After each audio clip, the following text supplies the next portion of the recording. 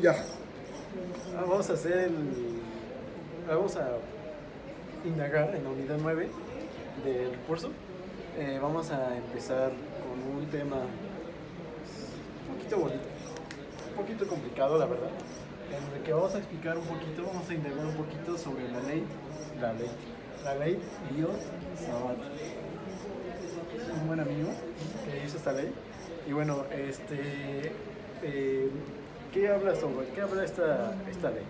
Bueno, que al igual que una carga se origina en un campo eléctrico o una masa en un campo gravitatorio, siempre va a haber un elemento de corriente que se genera en un campo magnético, perdón. Un elemento de corriente es la intensidad que fluye por la porción de la tangente al hilo conductor de la longitud y que es infinita y cuyo sentido es el de la corriente eléctrica, que su expresión viene dada de la siguiente forma. La corriente eléctrica vamos a multiplicar por la diferencial de L, que es la diferencial de la longitud infinitesimal. Bueno, ¿qué habla sobre esta?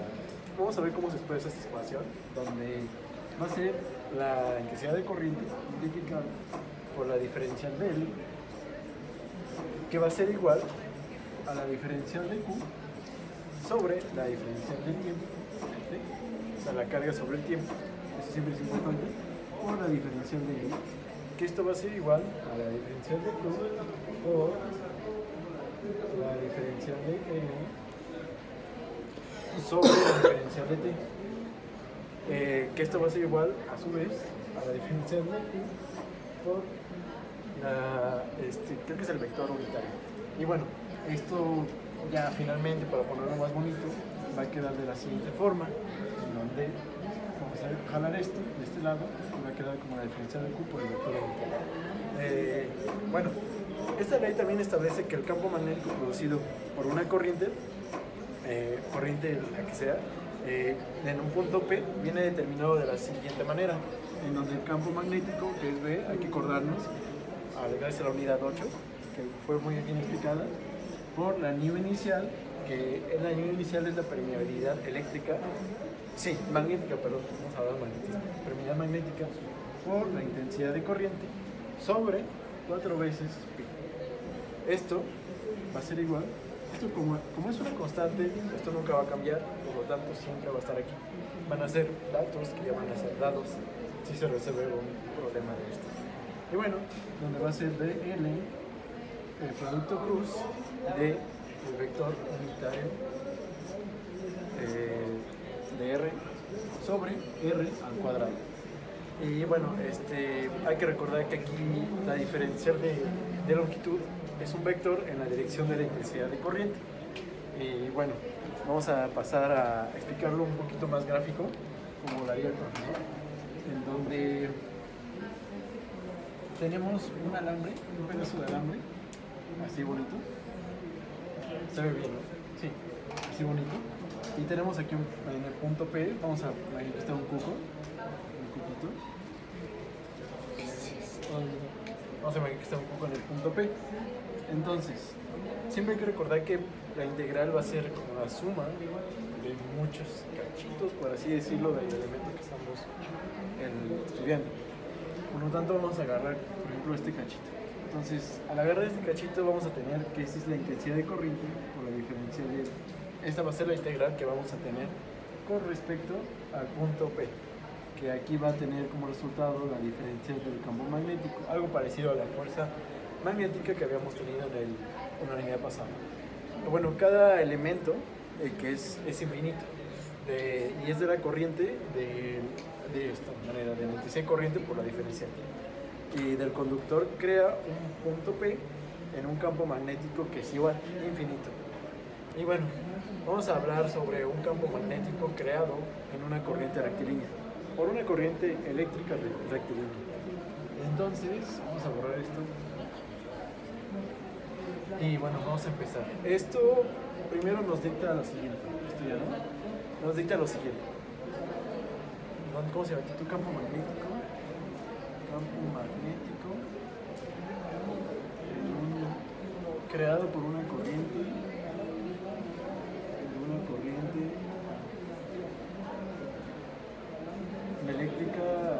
rectilínea. Bueno, ¿qué nos habla de este concepto muy bonito? Donde el campo magnético va a ser igual a la permeabilidad inicial magnética por la intensidad de corriente, sobre 2 veces pi por R. R, ¿qué significa aquí? R es la distancia más corta en línea recta desde el punto P, como habíamos visto en el anterior ejemplo, hasta la corriente, es decir, recorría todo esto hasta el pedacito que estábamos estudiando. Su unidad va a ser en metros, obviamente, y bueno, creo que es todo. Bájalo, por favor. Bueno, ahora vamos a ver el campo magnético creado por una corriente eléctrica, pero no por una recta, sino por una espiral. Ay, qué buena idea. Espiral. En este caso va a ser espiral. Bueno, vamos a ver qué habla de esto. El valor del campo magnético en el centro de una espiral circular creado por una corriente eléctrica siempre se obtiene por medio de la siguiente expresión. De nueva cuenta, tenemos en cuenta nuestro campo magnético, donde va a ser igual a la permeabilidad por la intensidad de corriente sobre 2 veces la distancia de R. Bueno, aquí no hay mucho más que R es el radio de la espiral, porque recordemos que es un circulito que se forma así. Entonces, ese es el radio de la espiral. Bueno, vamos a ver ahora otra parte de campos magnéticos donde sean debidos a distribuciones de corriente. Este es un tema muy extenso porque se tiene que hacer desarrollos de una integral y bueno, podríamos hacerlo, pero alargaríamos innecesariamente el video. Bueno, nos habla sobre que si sumando las contribuciones de los campos creados por cada una de las cargas individuales, resulta la expresión para el campo creado por una distribución de cargas puntuales de la siguiente manera, donde va a ser el campo magnético multiplicado por R igual a la permeabilidad sobre 4pi por la sumatoria, como habíamos dicho, era la sumatoria de todas las cargas que están ahí, las cargas puntuales, de la carga inicial, por el producto cruz de la diferencia entre el radio final y el radio inicial, entre el valor absoluto de estos mismos al cubo. Y bueno, eso sería un desarrollo un poco largo de hacer, entonces nos vamos a saltar esa parte. Y bueno, ese es el concepto inicial que tenemos que saber. Ahora vamos a hablar sobre el teorema de Ampère, que es mi favorito. ¿Es? Precioso. Me encanta, me encanta. Sueño con eso. Teorema de Ampère.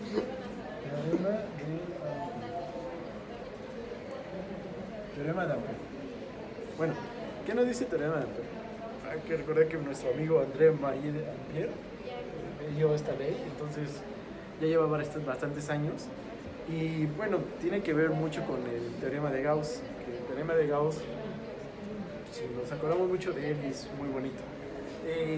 Si recordamos bien, el campo eléctrico siempre es conservativo, lo que implica que su circulación a lo largo de una línea cerrada va a ser nula, va a equivaler a cero.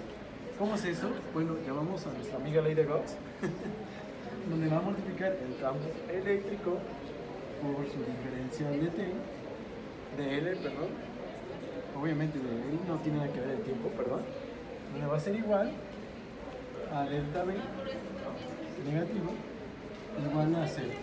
Esto es la parte que es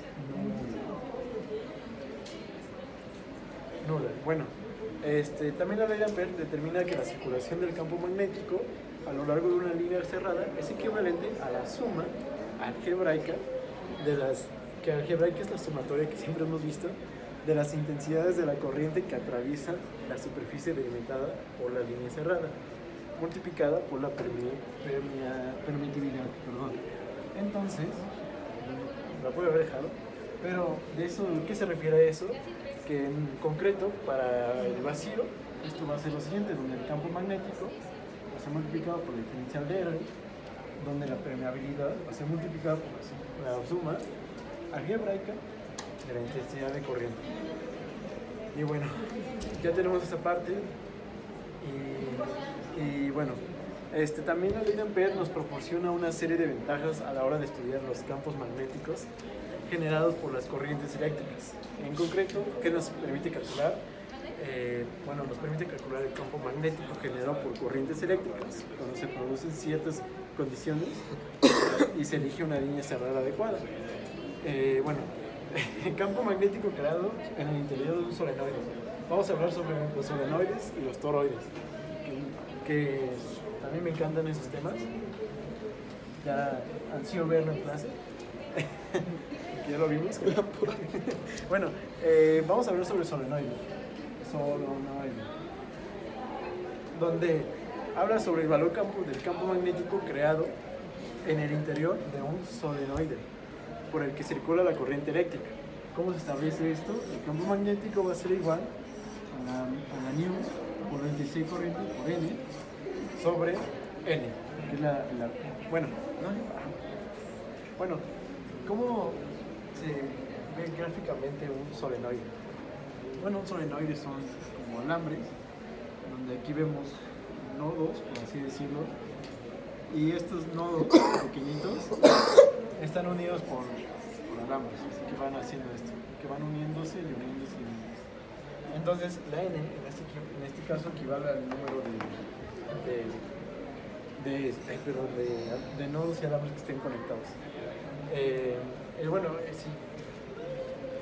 Bueno, ahora vamos a ver el toroide. El toroide, que es como un toro. Bueno, el toroide nos habla prácticamente lo mismo, donde su obtención del campo magnético interior de un toroide, obviamente, es un buen ejemplo del alcance de la ley de Ampère. Es un gran ejemplo, perfecto. La corriente delimitada por la línea de punto es exactamente el número de vueltas por la corriente que da cada una de ellas. ¿Por qué el número de vueltas? Porque un toroide es un círculo, es como una dona, donde va a haber este mismo alambre haciendo esto. En círculo, en círculo, en círculo, en círculo, en círculo, en círculo, en círculo.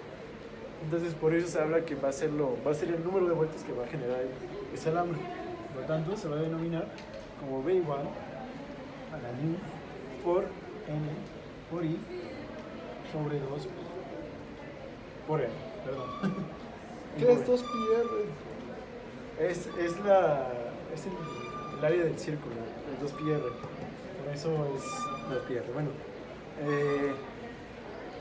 Bueno, vamos a pasar al siguiente tema, donde este tema no me gusta mucho, pero tenemos que verlo. Cuando hablamos de imanes, ya hablamos de la unidad 8 sobre imanes permanentes. Bueno, ahora vamos a hablar sobre imanes a nivel atómico. Tenemos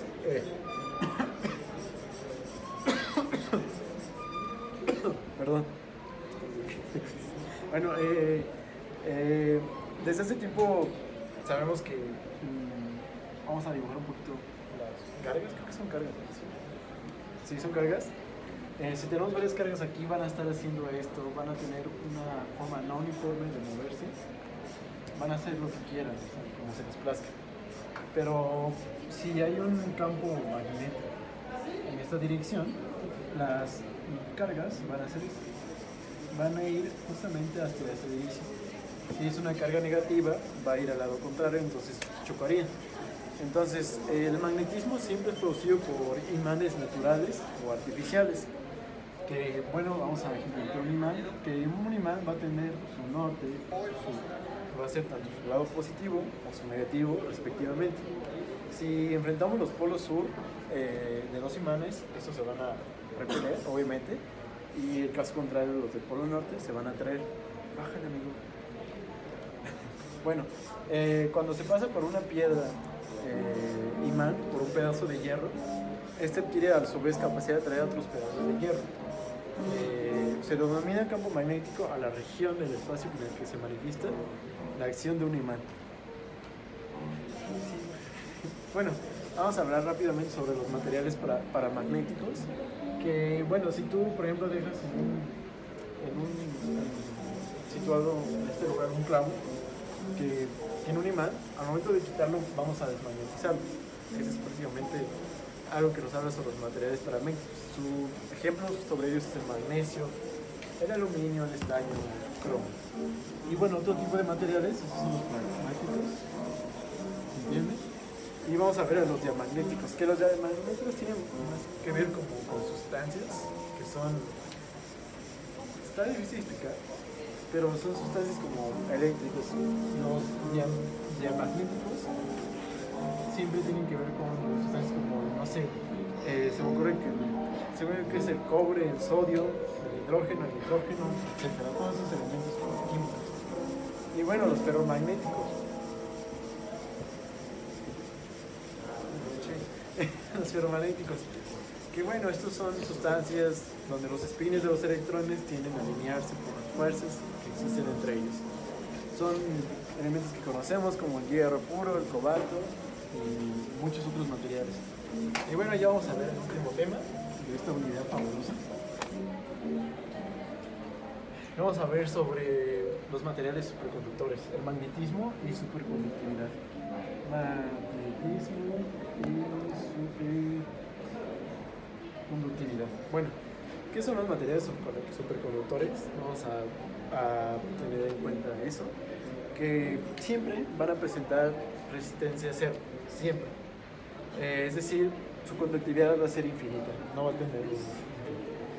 claro que existe un límite al paso de la corriente a partir del cual dejan de comportarse como superconductores. Va pasando la corriente y estas partes de los superconductores dejan de funcionar, funcionan en esas propiedades. Otra propiedad un poco curiosa de esos materiales que son diamagnéticos, como lo habíamos visto, que son sobre las sustancias, lo que significa que el campo magnético no va a penetrar en ellos, no se va a meter en ellos. Y bueno, sometido en el campo de un imán, se crean corrientes en el interior del superconductor, de manera que forman un campo magnético opuesto o recibido. Y bueno, eso sería todo.